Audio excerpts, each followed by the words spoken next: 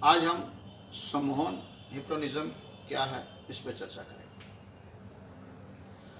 सम्मोहन एक ऐसा गुण है जो हर व्यक्ति विशेष में होता है और सिर्फ मानव के अंदर या व्यक्ति में नहीं, पशु पक्षियों में भी होता है। किसी के नृत्य में, किसी के पंख में, किसी के रूप में, किसी के रंग में और फलों और फूलों में भी होता है, अर्थात आकर्षण होता है।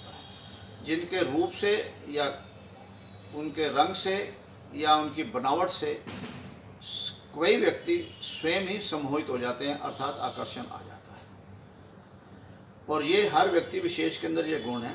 किसी की भाषा में मिठास होती है, किसी की गीतों में, किसी के संगीत में, किसी के नृत्य में और किसी के शारीरिक रूप में और किसी की आंखों में भी ऐसा सम्मोहित आकर्षण होता है कि स्वाभाविक रूप से लोग उसकी तरफ सम्मोहित हो जाते हैं, अर्थात आकर्षण में आ जाते हैं। और जैसे ही कोई किसी से सम्मोहित होता जाता है, आकर्षण आता है, तो उसका विचार वहीं रुक जाता है। और जब वो विचार वहाँ रुक जाता है तो वो व्यक्ति विशेष जो भी कहता है या करता है, स्वाभाविक रूप से सम्मोहित व्यक्ति भी वैसा ही करना आरंभ हो जाता है, क्योंकि उसके भीतर विचार का स्थिरता हो जाती है और सिर्फ उसी के विचारों पर वो अपनी गतिमान हो जाता है। और यही इसको हिप्नोटिज्म या सम्मोहित कहते हैं। और कुछ व्यक्ति विशेष के अंदर स्वयं गुण होते हैं कि वो किसी को भी अपनी बातों से प्रभाव डालकर सम्मोहित कर देते हैं।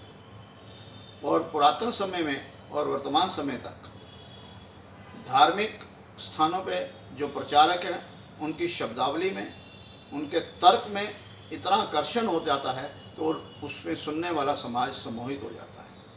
और पुरातन समय में राजे महाराजों के अंदर भी अपनी बातों को सम्मोहित करने के लिए इतना था कि युद्ध के अंदर भी उन्हें उत्तेजित कर जाते थे और युद्ध के अंदर वो जीत भी जाते थे। और आज वर्तमान स्थिति के अंदर भी राजनेताओं में भी कुछ राजनेताओं में इतने ये अधिक गुण हैं कि अपनी बातों से इतना प्रभावित कर देते हैं कि पूरा समाज ही उनकी बातों पर आकर्षण होकर उनके पीछे चलना चाहता है। और वो लोग जो सम्मोहित करते हैं वो कई तो उनका विशेष गुण होता है और कुछ व्यक्ति विशेष सिर्फ उसी बातों को देते हैं जिस बातों को सुनने वाला, जो सामने वाला व्यक्ति, जिसके अंदर कहीं उसकी लालसा होती है, चाहत होती है, वो समझ लेते हैं और वही वैसे ही तर्क प्रस्तुत करते हैं और लोग सम्मोहित हो जाते हैं। हम इसको एक उदाहरण से समझते हैं।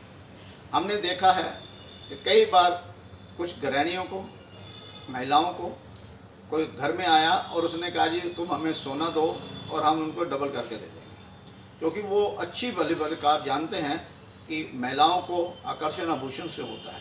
तो वो डबल के लालच के अंदर वो सोना जो उनके घर में गहने होते हैं उन्हें पकड़ा देते हैं और कहते हैं कि हमें हिप्नोटाइज कर दिया, सम्मोहित करके हमारा वो लूट गए। ऐसा नहीं होता। उन्हें इस बात का प्रति प्रकार मालूम होता है कि गहनों की आकर्षण जो है महिलाओं में होती है। क्या कभी किसी ने बोला है कि तू एक रोटी बना और तेरे को 2 रोटी निकल आएंगी? क्योंकि उन्हें पता है कि महिलाओं का आकर्षण सिर्फ ऐसा ही है, तो वैसे ही बात करते हैं। और बात कहीं ना कहीं महिला के भीतर आभूषणों की लालसा होती है, इसलिए वो सम्मोहित होकर उसमें आ जाती है और वो अपनी कमजोरी को ना समझ कर या छुपाने के लिए कहता है कि मेरे से धोखा हुआ। ऐसा नहीं हो सकता है। हमारे भीतर की कोई लालसा को ही सामने वाला व्यक्ति पढ़ लेता है या ऐसी बात कहता है, तभी हम सम्मोहित करते हैं। और कुछ ये है ऊंचे ऊपर वाला सम्मोहित, और कुछ इससे गहरा सम्मोहन है कि जब व्यक्ति विशेष स्वयं कार्य करता है और किसी के बीच के अंदर कोई विचार एक जगह रुक जाता है और वहीं पर उसका जीवन रुक जाता है।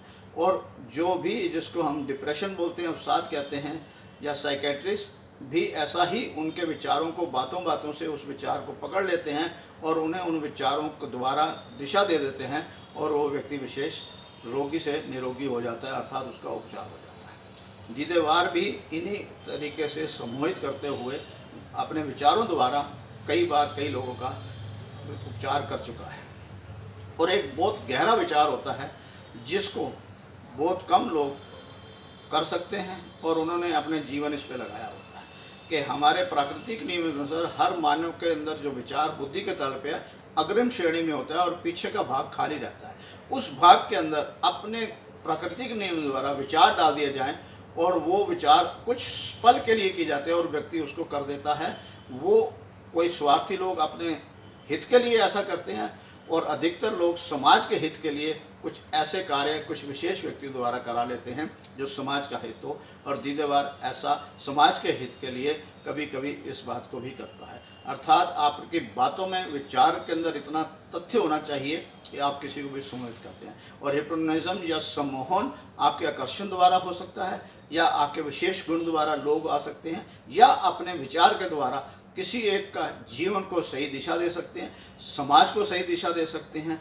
मगर जब हम अपने विचार को पूरे समाज को गठित करके अपने विचारों द्वारा एक दिशा में दे पाएंगे, तो ये आज तक का जो प्रमाण है कि पूरी तरह ये कामयाब नहीं हो सका, क्योंकि कुछ पल के लिए हम सारे समूह को अपने पीछे तो लगा सकते हैं विचारों के साथ, पर उन्हें लगातार उस कार्य के लिए उन्हें सक्षम बनाएं, ये असंभव होता है व्यक्ति विशेष के लिए। इसीलिए अलग अलग व्यक्तियों के लिए अलग अलग कार्य करें जाएं, तो ये व्यक्ति विशेष के लिए भी और समाज के भी जो होता है सम्मोहन को, ये बुरी चीज़ नहीं है, सही चीज़ है।